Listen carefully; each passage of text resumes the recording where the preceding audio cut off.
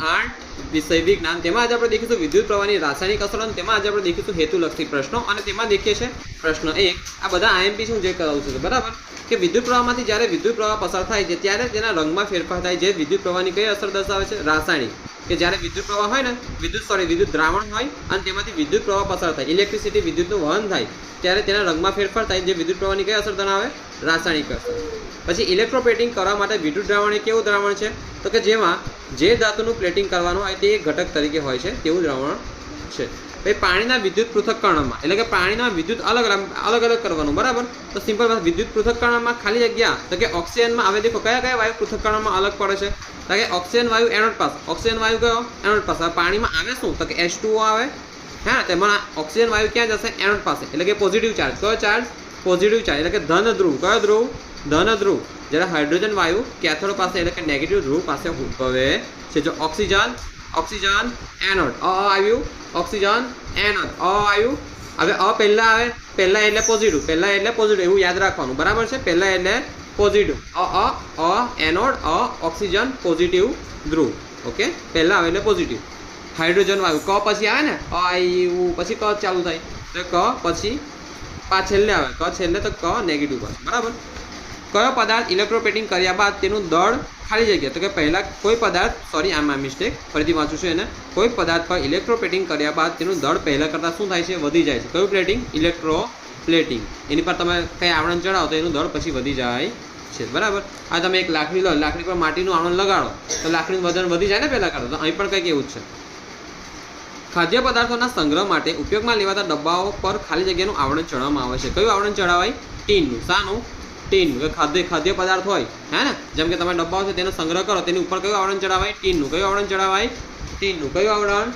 ટીનનું હવે ધ્યાન ઇલેક્ટ્રોપ્લેટિંગની પ્રક્રિયા એક વિદ્યુત પ્રવાહની કઈ અસર છે રાસાયણિક કઈ અસર છે રાસાયણિક અસર છે બકા આ ટીન છે ને એક ધાતુનું નામ છે બરાબર લોખંડ કેવું તમારું નામ છે ધાતુનું સોનું ચાંદી તેવી રીતે ટીન પણ એક ધાતુ છે ઇલેક્ટ્રોપ્લેટિંગની પ્રક્રિયા એટલે કે વિદ્યુત રાસાયણિક પ્રક્રિયા છે પછી વિદ્યુત બલ્બ વિદ્યુત પ્રવાહની કઈ અસરને જે પ્રકાશિત થાય છે ઉષ્મીય હે ને બલ્બ ગરમ થાય છે ને તમે સ્વિચ બંધ કરો પછી બલ્બ ન રાખજો ગરમ થયેલો હશે પછી નળના પાણીમાં વિદ્યુત પ્રવાહ પસાર કરતા તેનું વિઘટન થાય છે જેને શું કહેવાય વિદ્યુત પૃથક્કરણ કે નળના પાણીમાં વિદ્યુત પ્રવાહ પસાર કરતા તેનું વિઘટન થાય છે જેને શું કહેવાય વિદ્યુત પૃથક્કરણ હવે ધ્યાન ચાલો શેના દ્રાવણમાં વિદ્યુતનું વહન થઈ શકતું નથી તો કે ખાંડના દ્રાવણમાં ખાંડનું દ્રાવણ હોય એટલે કે પાણી હોય અને પાણીની અંદર શું નાખેલી હોય ખાંડ હવે દ્રાવણ બની ગયું બરાબર રીતે ઓગળી કાઢીએ બરાબર હવે એમાં વિદ્યુતનું વહન થતું નથી જ્યારે વિનેગરનું દ્રાવણ વિનેગર આવે ને પેલો સરકો પેલું એ નહીં ખાતા મંચુરિયન તેમાં વિનેગર આવે ને તો તે વિનેગરમાં વિદ્યુતનું વહન થાય લીંબુના રસનું દ્રાવણ તેમાંય થાય કોસ્ટિક સોડાનું દ્રાવણ તેમાંય થાય પણ ખાંડના દ્રાવણમાં વિદ્યુતનું વહન થાય નહીં પછી વિદ્યુત પૃથક્કરણની પ્રક્રિયામાં કઈ ઉર્જા પાણીનું વિઘટન તેના ઘટક તત્વોમાં કરે છે તો કઈ ઉર્જા વિદ્યુત ઉર્જા પછી કઈ વસ્તુ પર ક્રોમિયમનું પ્લેટિંગ કરવામાં આવતું નહીં તળવાનો તવો શું તળવાનો તવો કારના બમ્પરમાં તેનો ઉપયોગ થાય છે ગેસ સ્ટવમાં થાય છે સાયકલની ઘંટડીમાં થાય પણ તળવાના તવામાં તેનો ઉપયોગ થતો નથી પછી કોની ગતિના કારણે વિદ્યુત દ્રાવણમાં વિદ્યુતનું વહન થાય છે તો કે આયનો કોની આયનો આયન્સ કહેવાય અંગ્રેજીમાં એક તો પોઝિટિવ એટલે કે ધન અને બીજો આવે નેગેટિવ એટલે ઋણ પછી એક પાત્રમાં રાખેલ વિદ્યુત દ્રાવણમાં કાર્બનના 2 સળિયા અંશતઃ દુબાડતા બનતી રચનાને શું કહેવાય રાસાયણિક કોષ બકા યાદ રાખવાનું છે ને આગળ ભણવાનું પણ છે તો હું ભણાવીશ સરસ રીતે બરાબર છે અત્યારે ખાલી દેખો ઉપર ચલો થોડું મોડે કરો જાતે અને આખું પ્રયોગ દ્વારા કેવું છે એ બધું હું તમને સમજાવીશ આગળ અને તેનો પણ વિડીયો આપણે બનાવીશું બરાબર હવે એક પાત્ર છે એટલે કે દેખો આ કોઈ પાત્ર લઈ લીધું આપણે અને તે પાત્રમાં વિદ્યુત દ્રાવણમાં કાર્બનના 2 સળિયા કોના સળિયા કાર્બનના 2 સળિયા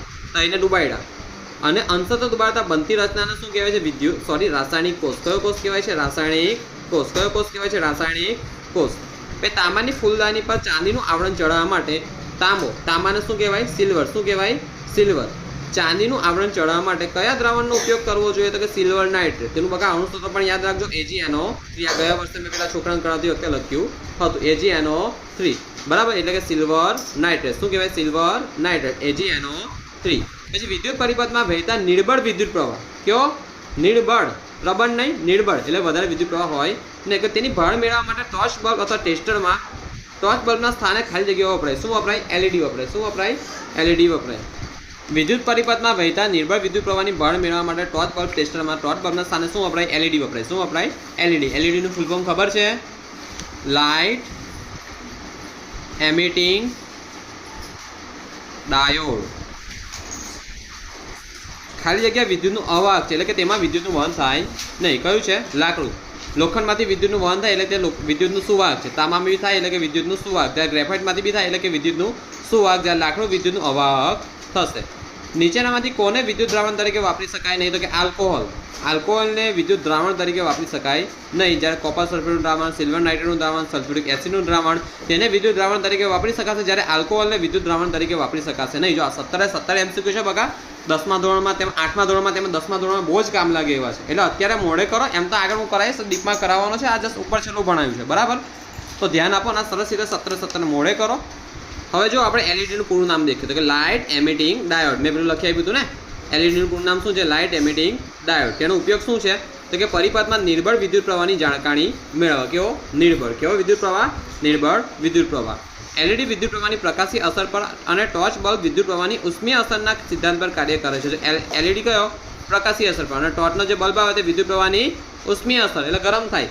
આ એલઈડી ગરમ થાય નહીં ના સિદ્ધાંત પર કાર્ય કરે છે. નિર્બળ વિદ્યુત પ્રવાહની જાણકારી એલઈડી દ્વારા મળી શકે છે, પણ ટોર્ચ બલ્બ દ્વારા મળી શકતી નથી. ટોર્ચમાં જે બલ્બ આવે તેના દ્વારા આપણને જાણકારી મળે નહીં, પણ જે આપણા આ એલઈડી છે તેના મારફતે જાણકારી મળશે. કારણ કે ટોર્ચ બલ્બને પ્રકાશિત કરવા માટે પ્રબળ વિદ્યુત પ્રવાહ તેમાંથી પસાર થવો જોઈએ. કેવો? પ્રબળ. જે બલ્બના ફિલામેન્ટને ગરમ કરી શકે. ખબર ને બલ્બ હોય, જેમ કે આ બલ્બ છે, જો ધ્યાન આ બલ્બ છે, અને બલ્બમાં જે આ વચ્ચે આવે છે, આ જે આ વચ્ચે આવે છે, આ ગૂંચું જે આવે તેને શું કહેવાય? ફિલામેન્ટ કહેવાય. શું કહેવાય? ફિલામેન્ટ. તેમાંથી પસાર થવો જોઈએ જે બલ્બના ફિલામેન્ટને ગરમ કરી શકે અને તે પછી તે પ્રકાશિત થાય. જો પરીક્ષામાં ફક્ત આટલું મને નહીં લાગતું પૂછાય, પણ આટલું પૂછાઈ શકે કે એલઈડીનું પૂરું નામ શું છે? Light emitting diode. મેં સરસ રીતે તમને આગળ લખી આપ્યું છે. એલઈડીનું પૂરું નામ છે લાઇટ એમિટિંગ ડાયોડ. ડમણુંનો ડ. તો આજે આટલું થયું. હવે આટલું આ 17 કમ્પ્લીટ મોડે કરવાનું છે. પેલો પાછલો સવાલ જસ્ટ આની માટે હતો, તો આ મોડે કરો. આગળ પછી કાલે આપણે ચાલુ કરીશું આ ખાલી જગ્યા. 15 ખાલી જગ્યા પણ કાલે કરવાની છે. થોડા આપણે સવાલ જવાબ પણ દેખીશું, બરાબર? તો ક્લાસ પૂરો થાય છે.